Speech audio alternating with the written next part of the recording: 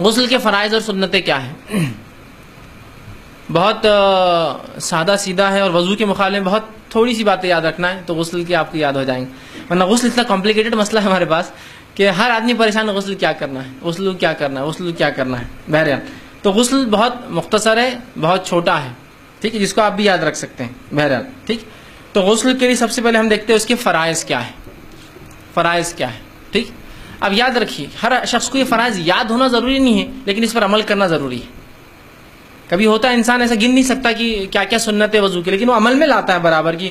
ہاتھ دھوتا ہے 3 بار، کلی کرتا ہے 3 بار، ناک میں پانی لیتا ہے نا، لیکن اس کو بولنے کو کہے تو وہ کبھی کبھی اٹکتا ہے، کیوں تو وہ ترتیب میں یاد نہیں کرتا ہے نا اس کو کہ پہلی سنت، دوسری سنت، تیسری، یا پہلا واجب، دوسرا واجب، تیسری، لیکن عمل کرنا اصل ہے۔ یاد رکھیے، تو یاد نہ بھی ہو تو کم از کم عمل کرے۔ جیسا ہوتا ہے نا، کسی سے پوچھ لے کہ یہ نون خطنی کا کیا قاعدہ ہے اس کے اندر، خیرت کے اندر، تو بولتا ہے قاعدہ تو یاد نہیں آ رہا، لیکن یہاں بولنا ہے اتنا یاد آ رہا کہ یہاں نون لگے گا نیچے ایک، سمجھا؟ کہ تو کیا ہوتا، وہ بہت دن پہلے پڑھتا ہے نا تو اس سے بھول جاتا ہے، لیکن عملاً وہ برابر نون کو پڑھتا ادا کرتا ہے، لیکن اصول اس کو یاد نہیں رہ پاتے ہیں کہ بھائی یہاں کیا اصول کے تحت آئیں گا۔ تو کم از عمل ہو، اگر یاد نہ بھی ہو، لیکن یاد رکھنے سے بہت فائدے ہوں گے آپ کو انشاءاللہ، اپنی عبادت میں مضبوط رہیں گے آپ، ٹھیک ہے۔ بہرحال تو غسل کے لیے جو ہے، ہر عبادت کے لیے جو چیز سب سے اول ہے وہ ہے نیت کا کرنا، اور نیت دل کا ارادہ ہے۔ اس کی تفصیلات میں نہیں جانا چاہتا ہوں کہ نیت دل کا ارادہ ہے، یہ میں بہت تفصیل میں پہلے لے چکا ہوں، نیت اس کے مسائل میں لے چکا ہوں۔ تو نیت دل کا ارادہ ہے، تو غسل کے لیے سب سے پہلے آپ نیت کریں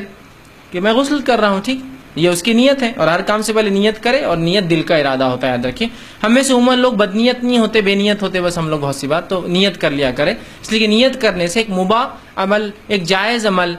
پہ اگر نیت درست ہو جائے تو باعث اجر و ثواب ہو جاتا ہے وہ بھی، ٹھیک۔ تو سب سے پہلے چیز جو ہے نیت کر لیں۔ دوسرا کام یہ کرنا ہے، نیت کرنے کے بعد جسم کے ہر حصے تک جہاں جہاں آپ کر سکتے ہیں پانی کو پہنچائیں، ہاتھ کے ذریعے آپ جہاں جہاں آپ کر سکتے ہیں مکمل طور سے جسم کے ہر حصے پر پانی پہنچائے۔ اور تیسری چیز جو ہے، انگلیوں کا خلال کرے، کلی کرے، ناک میں پانی لے، اور جسم کا کوئی حصہ جو ہے آپ سوکھا نہ رہنے دے۔ تو بہرحال اس کو کوئی ہم 1 2 3 کے آرڈر میں نہیں کر سکتے، ایک سمپل بات یہ کہوں گا، نیت کیجئے، پورے جسم کو مکمل بھگا لیجئے، اور کلی اور ناک میں پانی لے لیجئے، بس یہ اس کے فرائض ہے، سمجھ لیجئے، ٹھیک۔ یہ اتنا ہی بہرحال سادہ ہے کہ جسم مکمل طور سے بھیگ جائے، انسان کا مکمل ہو جائے۔ اور نبی اکرم صلی اللہ علیہ وسلم نے کلی بھی کی، ناک میں پانی بھی لیا، تو بہرحال آپ یہ بھی اس میں جو ہے ڈال دیں، ٹھیک۔ کچھ علماء نے بہرحال کلی کرنے اور ناک میں پانی لینے کو اس کی سنت قرار دیا ہے، ٹھیک، واللہ عالم۔ بہرحال لیکن اس سے پہلے میں نے وضو میں تفصیلات رکھ چکا تھا کہ ان کی دلیل کیا ہے، جس نے کہا کہ کلی اور ناک میں پانی لینا یہ جو ہے وضو کے بھی واجب ہونے میں ہے، مطلب واجبات میں سے ہے۔ ان کی دلیل وہی تھی کہ فطرت کا حصہ ہے، اس لیے کہ فطرت میں ناک میں پانی لینا، تو کہا یہ چونکہ فطرت کا حصہ لہٰذا یہ بھی جو ہے اس کے فرائض، لیکن بہرحال تو غسل کے اندر واللہ عالم بہرحال جو بہتر ہے، لیکن آپ میں سمجھتا ہوں بہت آسانی سے کر سکتے ہیں، اور ہر اس حصے پہ پانی پہنچائیں جہاں آپ کو شک ہو کہ پانی نہیں پہنچ سکتا ہے، جیسا بغل کا نچلا حصہ ہوا، ناف ہوا آپ کی، ٹھیک، نیول جس کو کہتے ہیں، بومبل عام زبان میں جو کہتے ہیں، ٹھیک ہے، نیول، اس میں چونکہ اس میں پانی عموماً نہیں جاتا، اور خاص طور سے کم پانی ہو تو پھر ڈائریکٹ ڈالنے میں نہیں پہنچ سکتا ہے، تو کوشش کرے۔ اور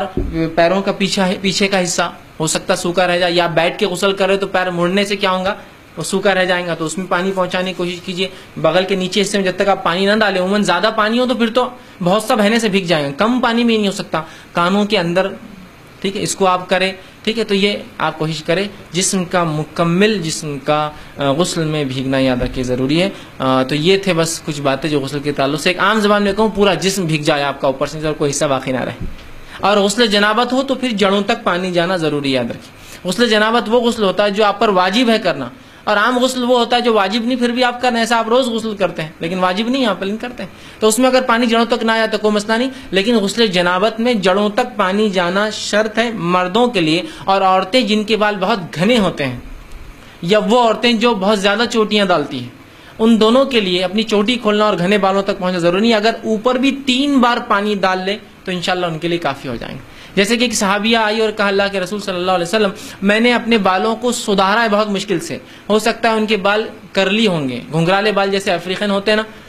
تو انہوں نے کہا کہ میں نے ان بالوں کو سیدھا کرنے کے لیے بہت ساری چوٹیاں ڈالی، چھوٹی چھوٹی، چونکہ جن کے بال گھنگرالے ہوتے ہیں ایک چوٹی بڑی نہیں آتی، چھوٹی چھوٹی چوٹیاں ڈالتے ہیں، تو کہا اب کیا میں ہر بار غسل جنابت کو پوری چوٹیاں کھولوں،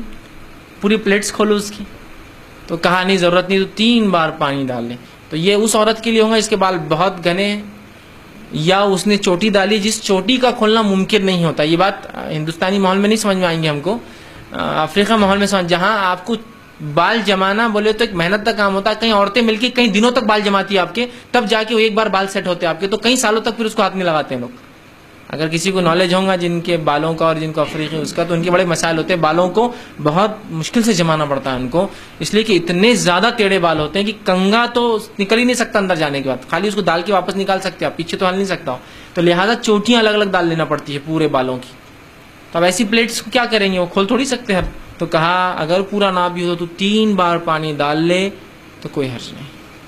مطلب کوشش مطلب ہو کہ پانی جائے, لیکن نہیں جا سکتا, حالات ویسے نہیں ہے کہ تم کھول سکو. تو بہرحال انشاءاللہ اس معاملے, لیکن ہماری سادی چوٹیاں نہیں ہیں, بلکہ وہ تو بہت آسانی سے ہوتی ہے, کھل بھی جاتی ہے. ہمارے پاس بالوں کا وہ مسئلہ نہیں, ہندوستان میں بہت آسانی سے کھول لیتے ہیں, پانی بھی فراوانی کے ساتھ ہے ہمارے پاس, تو یہاں مسئلہ نہیں, وہاں پانی بھی کم ہے اور بالوں کا بھی مسئلہ ہوتا ہے. بہرحال تو آپ نے اس کی گنجائش اور اجازت دی ہے. تو یہ چند باتیں تھی جو غسل کے فرائض میں آپ گن سکتے ہیں کہ نیت کر لے, مکمل جسم کو بھگا لے, اور کلی اور ناک میں پانی بھی اس میں شامل کرے, یا وہ حصے جو سوکھے رہ سکتے ڈر ہے ان تمام حصوں تک ہاتھ کے ذریعے پانی لے جا کر اور ہاتھ سے ملے جسم کو. بہرحال یہ اس کی بہرحال فرائض میں آپ گن سکتے ہیں. اب آئیے غسل کی سنتیں کیا ہوں گی.